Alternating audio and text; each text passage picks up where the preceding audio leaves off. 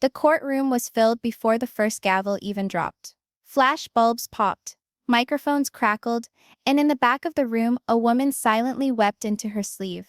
But through all the commotion, there was one sentence from the prosecution's opening statement that cut through the tension like a knife. Mr. Brown didn't only betray his family, he based an empire on their faith and stole it out from under their feet. And in an instant, the man who was once a reality TV personality, celebrated as the patriarch of America's best-known polygamist family, was no longer. He was a defendant. This was never how it was supposed to go for Kody Brown. The show, the popularity, the alternative family, it was designed to demonstrate that love could take place beyond the boundaries. Yet today, years later, that picture was in pieces on the hard marble surface of a federal courtroom. Christine occupied the front row, her hands tightly interlocked, the slightest hint of betrayal still written across her features. Aside from her, Janelle's jaw locked in steel, her stare aimed at the man who had promised to be her partner for a lifetime. And Meri, once the legally wedded wife, now merely an injured eyewitness, gazed downward, avoiding Kody's eyes. They were no longer wives. They were plaintiffs. The accusation was as brazen as it was merciless: financial fraud, embezzlement, and willful hiding of marital assets. Over 2 decades, prosecutors alleged, Kody had siphoned off nearly $3.5 million from joint family accounts, money meant for the children's education, the women's homes, and the sprawling Coyote Pass property they had all dreamed of building together. Instead, it vanished into a labyrinth of shell companies, off-book accounts, and quiet real estate purchases, all tied back to one name, Kody Brown. And if you believe that's shocking, the tone of the narrator becomes cutting. Wait until you hear what came next. The first prosecution exhibit stunned like a clap of thunder. It was an email, one Christine had never laid eyes on, sent by Kody to a private banker a decade earlier. Transfer the balance into the Red Canyon Trust, it stated. Robyn and I will take care of the rest in private. Gasps coursed through the courtroom. Robyn, who sat just behind the defense table, went pale. The other women didn't blink. They had already seen this evidence. They had lived it. But the betrayal was more than any single transaction. The attorney for the plaintiffs painted a portrait of a man who had moved systematically to keep his wives separate, promising openness while quietly consolidating financial power into his own hands. Family budgets were too complicated to share. Deeds to property were safer in his own name alone. Investments were best managed by his select experts, each choice small enough to brush off, until the sum became too large to disregard. In a haunting instant, the lawyer addressed the jury and stated, they believed in him not because they were gullible, but because they loved him. And he used that love as leverage. Down the room, Kody sat stone-faced, his customary confidence traded for something harder, almost detached. To the cameras, he remained the charming patriarch. To the jury, he was a man who had it all, and craved more. His defense attorneys responded with hackneyed lines, no intent to defraud, no willful concealment, only miscommunication, and sophisticated family finances. But even the jurors didn't look convinced. Miscommunication doesn't account for a luxury home bought with a bogus LLC. Miscommunication doesn't account for tuition accounts emptied with no trail. And it does not at all explain why Robyn was named the sole beneficiary on several trusts. Trusts established from funds the other wives had contributed to over years. And yet, the narration tempers. The tale isn't only about money. It's about power. And power, once abandoned, is never relinquished quietly. Christine's testimony drove home that reality. She talked of the beginnings, the sacrifices, the mutual dreams, the blind trust that love would overcome jealousy and fear. She explained the evening she found a bank statement from a company she had never heard of, and the empty defense Kody provided when challenged. It was not rage that shattered her voice. It was disillusionment. I gave everything to a man who built a kingdom on promises, she said, and he ruled that kingdom alone. The courtroom went quiet. Even the judge hesitated before calling the next witness, because in that silence, something changed. This wasn't just a trial anymore, it was a reckoning. But just as the case against the plaintiffs appeared airtight, the defense was ready to strike back, suggesting damning evidence of their own, something they argued that would paint the women's motives in a much less sympathetic light. The suggestion was enough to cause whispers to run through the gallery. Could there possibly be more to this tale? Were the wives really as innocent as they appeared? We don't know yet. But we do know this.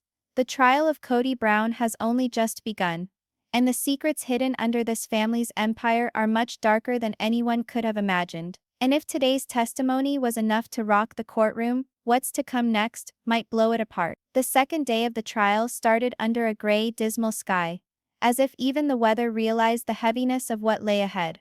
By this point, the world understood that this was not merely a family squabble. It was an economic scandal laced with deceit, played out live in a courtroom where faith had come to meet its demise. As Kody Brown walked in, surrounded by his attorneys, one question hummed like electricity through the gallery. Would the state at last reveal the totality of his deception? They did not wait long. Doors, ladies and gentlemen, the prosecuting attorney continued, walking deliberately before the jury. Yesterday you heard of money that disappeared. Today we will demonstrate where it went, and who assisted him in concealing it. A low stir ran through the courtroom. Rumor had circulated for weeks that Robyn Brown was not a mere bystander but accessory. Now evidently, that hypothesis was to be tested. The first item of evidence was a spreadsheet. Thousands of transactions over almost 15 years. It listed routine withdrawals from joint family accounts, usually just below $10,000 to keep them out of automatic reporting, into esoteric trusts with names such as Red Canyon Holdings and Sunrise Legacy LLC. Alone, each withdrawal appeared innocuous. Together they painted a damning picture.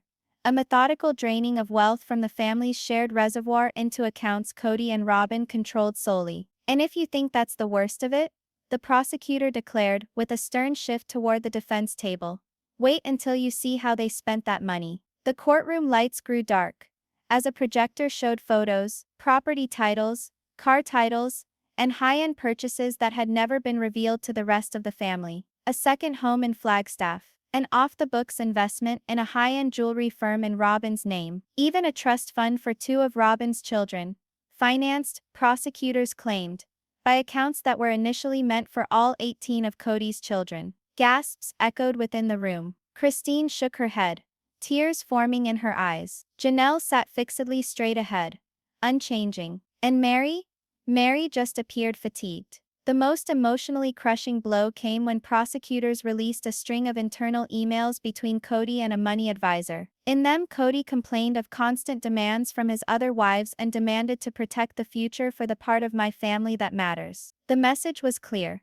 A man who had once been sermonizing about unity and equality had in private started treating his plural marriage as a hierarchy with Robyn and her kids firmly at the top. And yet, the story pauses, voice dropping to a near whisper. Despite all the money and manipulation, the most painful wound wasn't financial. It was personal. Christine's cross-examination was a masterclass in contained rage. She addressed the jury not as an angry ex-wife, but as a betrayed partner who had worked toward a common dream. She told how, after years of making sacrifices, she'd discovered that Kody had bought Robyn a new house while informing the rest of the family they couldn't afford renovations to Coyote Pass. We were asked to tighten our belts, she choked, while they lived like royalty. Janelle trailed behind, equipped with ledgers and printouts. A compulsive record keeper, she had spent evenings poring over stale bank statements and matching them against official reports. Her evidence exposed inconsistencies, hundreds of thousands in unreported withdrawals and payments that had been channeled through entities none of the wives had ever heard of. This wasn't an error, she concluded. It was a scheme. And if you think the betrayal stops with the wives, the narrator teases, just wait until you hear what the children discovered. The prosecution presents its next witness, not a wife but a son. Daniel, the shy, soft-spoken kid who had appeared on camera very little during the family's television stint. He testified he'd been promised a college fund, which had been put aside out of years' worth of show income. That fund, financial records showed, was no longer there. It was gone before I graduated high school, he stated matter-of-factly. No explanation, no apology. There was silence in the room. Even Kody fidgeted uncomfortably for the first time. But the most crushing evidence came from a witness no one anticipated. a one-time accountant who had previously managed the Brown family's finances. Under oath, she swore that Kody had directly told her to create layers to make it impossible for anyone not directly involved to trace funds. She remembered one meeting where Kody supposedly stated, "They'll never look where they don't know to look." That single sentence, more than any spreadsheet or email, sketched out a picture of intent, calculated, willful deception. By the time the prosecution had finished for the day, the gallery hummed. The evidence was crushing, the testimony damning, and the public's perception had turned sharply against Kody and Robyn. But even with the mountain of evidence piled against them, their defense team wore thin, knowing grins. It was a silent vow that they weren't finished, not by a long way. And in that quiet, everything shifted. The judge ordered recess, but the mood in the courtroom was altered now, denser, darker, thick with expectation. Because if the prosecution had constructed an argument of betrayal and greed, the defense was soon going to turn the story on its head. They suggested new evidence, something they said would confirm Christine, Janelle, and Meri weren't as innocent as they seemed, something that would uncover ulterior motives and disclose the true story behind the charges. It was a big statement. It was also risky, for if it were true, this trial was set to get turned on its head. The tone on the third day of the trial was very different. The plaintiffs had punched first, fast, hard, and crushing. But the defense was next, and they approached with a plan that was as brutal as it was dangerous: destroy the credibility of the very same women who had ever lived in Kody Brown's house, borne his name, and had a future with him. If the prosecution's narrative was betrayal, the defense would attempt to retell it as vengeance. The chief defense lawyer, an astute litigator who had a reputation for taking witnesses apart bit by bit, stood up from his seat and turned to the jury with a smile that was almost smug. "This case," he started, walking slowly, "is not about secret accounts or purloined funds. It's about grudges. It's about failed marriages and wounded egos. It's about three women who determined that if they couldn't have the life they desired, they'd set on fire the one they abandoned." A ripple of whispers ran through the gallery. The message was unmistakable: they weren't defending what Kody had done,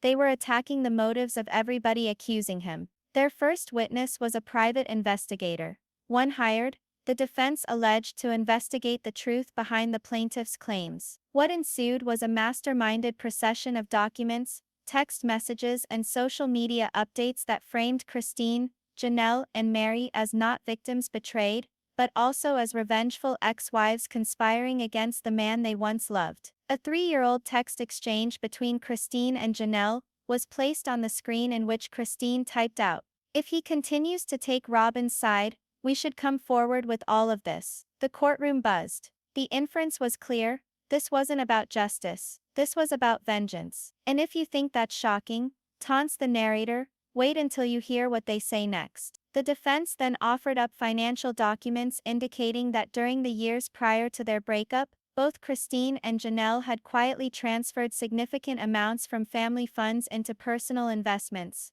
without Kody's permission. These weren't illegal maneuvers, the lawyer conceded, but hypocritical ones. "They accuse Mr. Brown of concealing money," he said, "but they were doing the same thing themselves. The difference? He established trust funds for his children. They constructed safety nets for themselves." The punch landed hard. Christine squirmed uncomfortably on the witness stand. Janelle clenched her lips into a thin line. Meri was silent, but words were killing her. But the biggest bombshell was yet to come when the defense called Robyn to testify. Calm, serene, and clearly tearful, she informed the jury that Kody had not worked alone, that all significant financial decisions were made in family councils even if not everyone participated. "We never hid anything," she asserted. "If Christine or Janelle didn't come to meetings, that's on them. But the doors were always open." Then, with delicate stress, she added, "They stopped coming when they stopped getting their way." The defense wasn't merely attempting to decimate the case of the plaintiffs,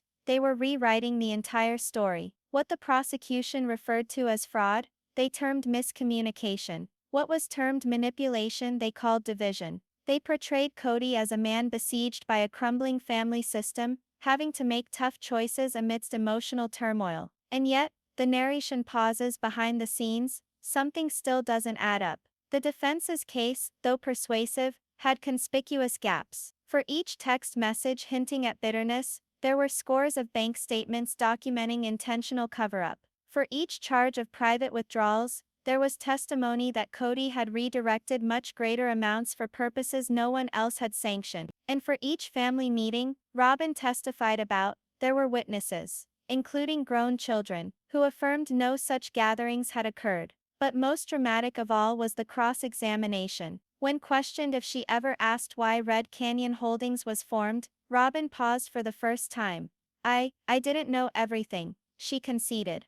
The prosecution jumped on it. So you're claiming you profited from accounts you didn't comprehend, belonging to companies you never inquired about, financed by money you knew wasn't fully yours? Robyn's cheeks flushed. The room went quiet. It was a crack, slight, but perceptible, in the defense's glossy veneer. And in that silence, the narrator leans in. The momentum shifted. The defense's tactic, once so keen and surgical, now balanced on the brink of over.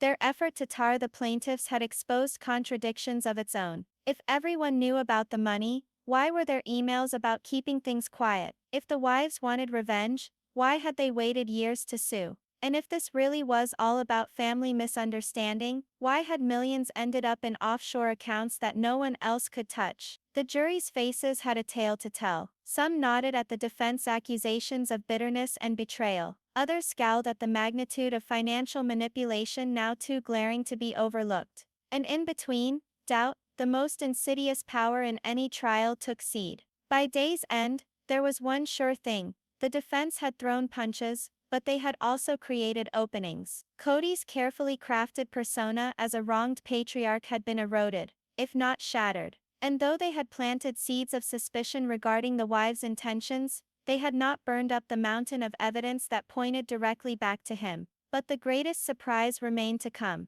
The prosecution had one last shock.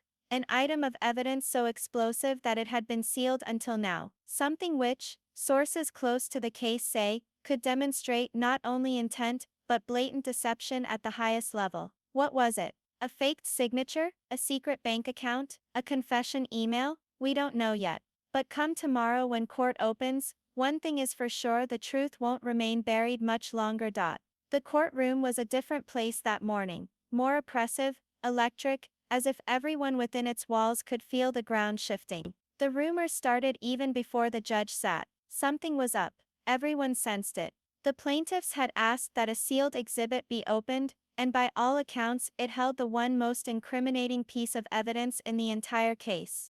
If it was as explosive as the prosecution had hinted, Kody Brown's defense wasn't merely in jeopardy. It was on the verge of imploding. The judge's gavel snapped through the quiet. Court is now in session. Cameras zoomed in. Reporters quit typing mid-sentence. And then, nigh on dramatically, the prosecutor stood up and held aloft a fat, cream-colored envelope. "Your Honor," the top attorney said, "in this envelope is the paper Mr. Brown never wished anybody to read.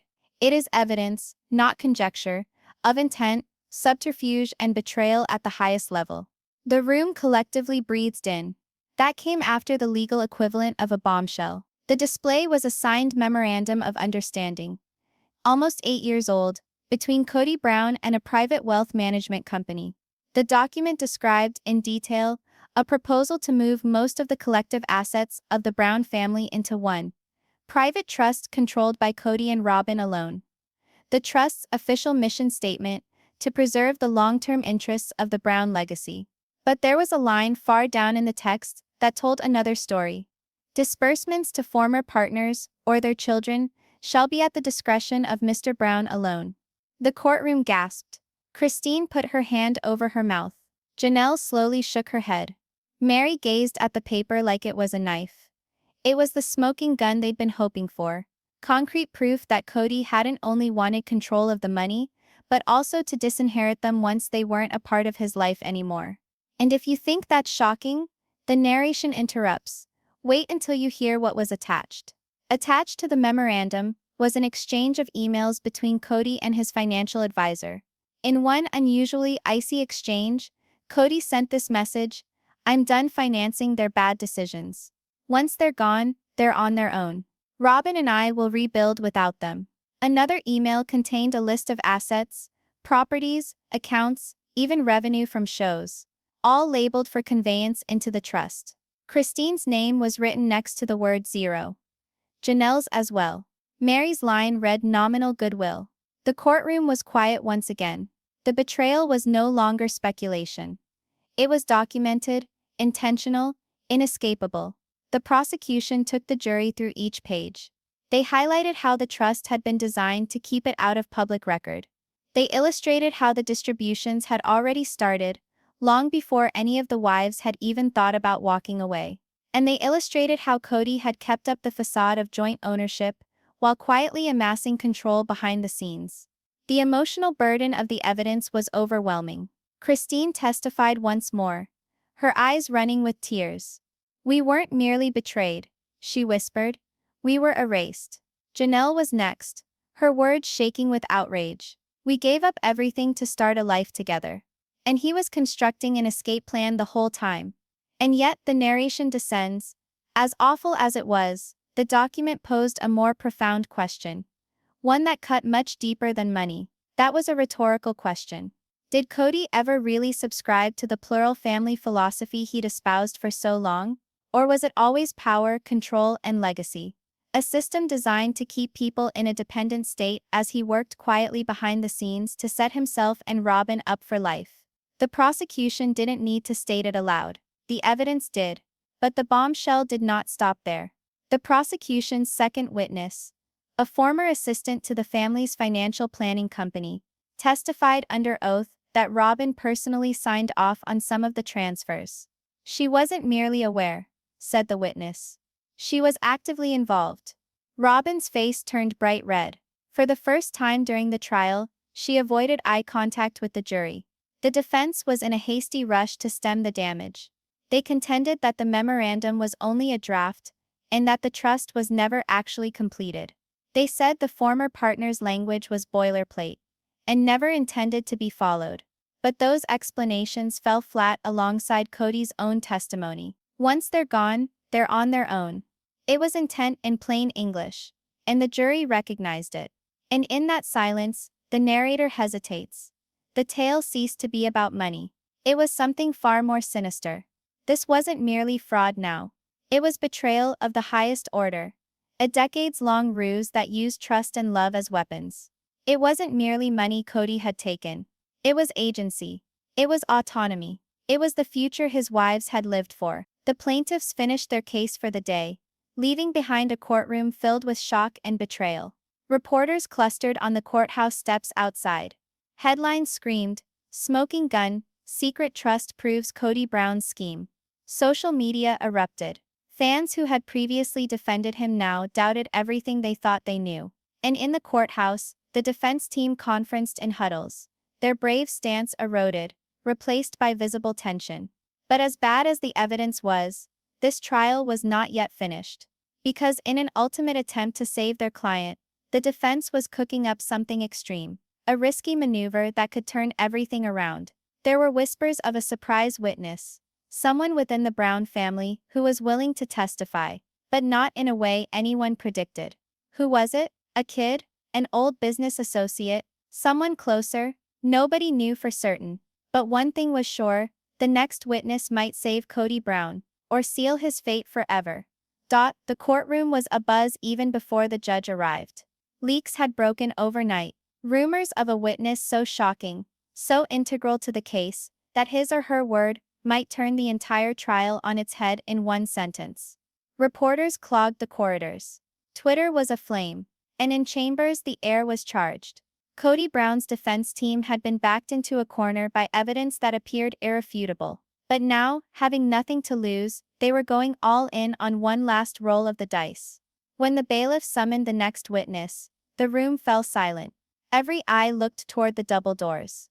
And then, to the shock of everyone present, Daniel Brown, Kody's estranged son, appeared out of the shadows. Gasp after gasp swept through the gallery. Daniel, who had only testified for the prosecution a few days before regarding his missing college fund, was being called by the defense. It was a surprise no one anticipated. And it immediately made everyone wonder, had Daniel flipped sides? And if you think that's astonishing, the narrator provokes, Wait until you hear what he said next. Daniel approached the stand slowly, his expression inscrutable. When pressed as to whether he was ready to speak the truth, he nodded. The defense lawyer didn't lose a moment.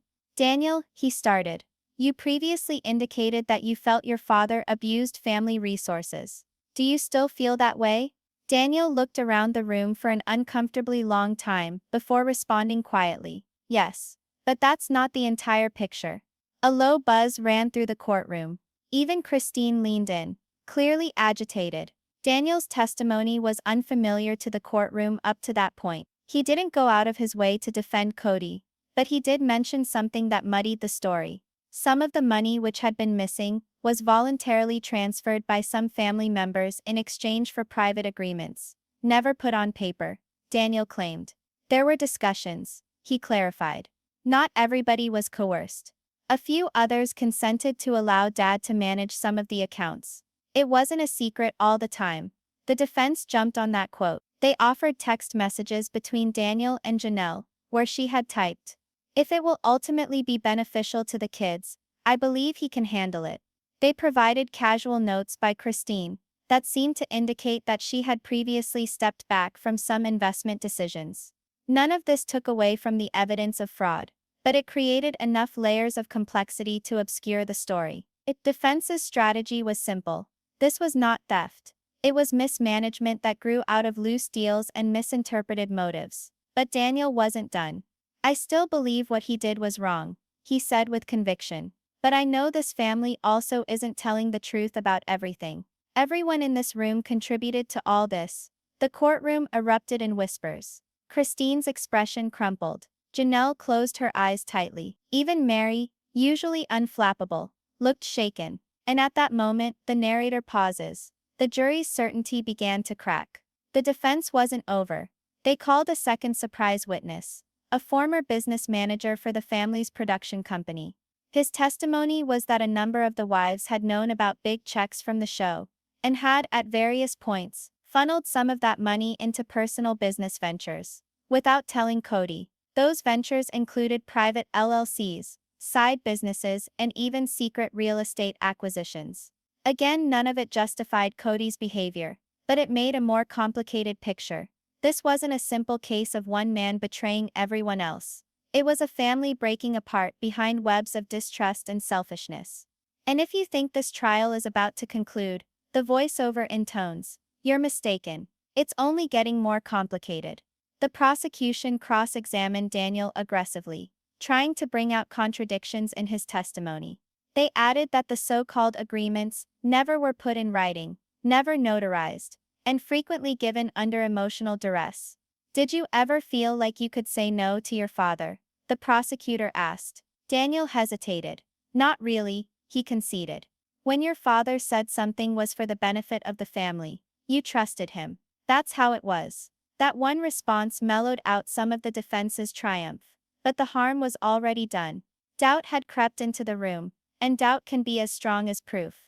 The prosecution struggled to regain footing by bringing attention back to the trust agreement, the smoking gun that revealed intent to exclude the wives altogether. No clandestine understanding warrants this, the lawyer roared, waving the memorandum in the air. No consent justifies dishonesty. No family discussion justifies betrayal. The jury heard it, but their demeanor had shifted. Where there had been conviction, now there was doubt. And in that doubt, the narrator thinks, the outcome of the trial turned from certain to doubtful. By the time Daniel finished testifying, both teams had delivered body blows. The prosecution retained solid proof of fraud and betrayal. The defense had sown seeds of mutual culpability, creating a picture of a dysfunctional family, not a criminal enterprise. What had initially appeared to be an open and shut case of deception now had knots of emotional background, family politics, and personal decisions that obscured victim and perpetrator. Outside the courthouse, commentators had described it as a masterstroke by the defense. The news headlines announced, Daniel Brown breaks silence. Trial takes shocking turn. Social media exploded in argument. Was Kody really a manipulator, or simply one defective human being in a highly defective system? That answer no longer felt so easy. But one thing was certain. This trial was no longer simply about secret accounts or fiscal infidelity. It was about decades of unresolved anger, broken trust, and scars that no judicial ruling could possibly mend. And yet, the prosecution was not done. Sources close to the case indicated that they had one last witness, an individual so integral to the family, so bound up in the truth, that their testimony could completely blow Kody's defense or confirm everything Daniel had just stated. Who was it? Nobody knew. But one thing was sure: when that witness testified, the Brown family's deepest secrets would finally be revealed. The sixth day of the trial seemed different from all the others. It wasn't merely the crowd, although every seat was occupied, and the hallway in front was packed with reporters clamoring for a quote. It wasn't mere tension, although it was thick enough to taste. It was something more profound. Everyone in that room understood that they were on the verge of hearing the moment that might determine everything. Following weeks of accusation, betrayal, evidence, and about faces, one last witness was going to testify. A witness who, insiders at the court said, would change the course of the trial. The gallery was at a suspended breath. Even Kody fidgeted anxiously for the first time, pulling at his collar as if the burden of the truth was finally descending upon his shoulders. The bailiff called out, "Please call your next witness." And then the doors opened, and the courtroom gasped. Meri Brown. Meri had been on the sidelines for weeks. While she was named as one of the plaintiffs, she had taken only a few minutes to speak, uttering a few measured words. She had been presumed by many to desire distance from the show. But today, with the trial at its most climactic, she was emerging into the spotlight. And she wasn't just a witness. She was the witness. And if you thought that was shocking, the narrator continues to taunt. Wait until you hear what she's going to tell us. Meri swore and settled back. Her body relaxed, but her eyes weighed down with decades of history. The prosecution came at her slowly. "Meri," they started, "you've been a member of this family longer than anyone else. You've witnessed its peaks and valleys. Can you explain to the court what shifted?" Meri breathed in, and then said something that cleaved through the room like a knife. "When Kody began no longer to be a husband, and then became a businessman." It was a plain sentence, but it hit harder than any spreadsheet or legal document. In the hour that followed, Meri created a picture none of the earlier witnesses could, because she was there from the start. She painted the early days, when decisions were taken around a kitchen table, and every decision was based on trust. She recounted how that trust was lost, gradually, near silently, as Kody became fixated on looks, profits, and domination. "It became about family no more," she whispered. "It began being about ownership." But the most explosive part of Meri's testimony wasn't about feelings. It was about evidence. Evidence only she had. From a worn leather folder, she pulled out a series of handwritten notes, Kody's own journal entries, photocopied before she left the marriage. The courtroom went silent as the prosecution entered them into evidence. They weren't financial documents. They were confessions. In one of them, 5 years prior to the suit, Kody had penned, "I have to protect my future, even if that means cutting ties." They'll see it as betrayal, but it's strategy. Another, "Once the show ends, so does the family. But if I control the money, I control the story." And perhaps most incriminating of all, "Love doesn't last forever, assets do." The response was immediate and seismic. Christine sobbed uncontrollably. Janelle put her hands over her face. Robyn stood there, frozen, looking at the floor. Even the judge appeared shaken, requesting a moment of recess in order for the courtroom to compose itself. And in that silence, the narrator breathed softly. The illusion shattered completely. Meri wasn't done. She disclosed that she had previously confronted Kody over the secret accounts, imploring him to fess up before things got out of hand. His reaction, she alleged, was chilling. "They'll never find out. And even if they do, they'll never win." The words hung in the courtroom like an accusation. Arrogance boiled down into a two-word phrase. The defense attempted to counter, challenging the validity of the journal pages, implying they had been pulled out of context. But a forensic handwriting expert attested to their authenticity. Then came the biggest blow of all. Meri had emails. Emails Kody had sent to a financial advisor, referencing the same journal entries, and even quoting lines verbatim, as part of his financial planning strategy. The defense were speechless. There was no spinning this. It wasn't misunderstanding. It wasn't miscommunication. It was premeditation. And yet the narration leans in. What made Meri's testimony truly devastating wasn't just the evidence. It was the emotion behind it. In a voice barely above a whisper, Meri told the jury that despite everything, a part of her still wanted to believe in the man she'd once loved. I waited and waited for him to apologize. She wept. I waited for him to remember that we were a family first, a brand second, but that day never arrived. That quiet that followed wasn't sympathy. It was heartbreak. Because for the first time, the trial ceased to be about money. It became about human beings. The prosecution finished questioning, with one last, gut-wrenching line.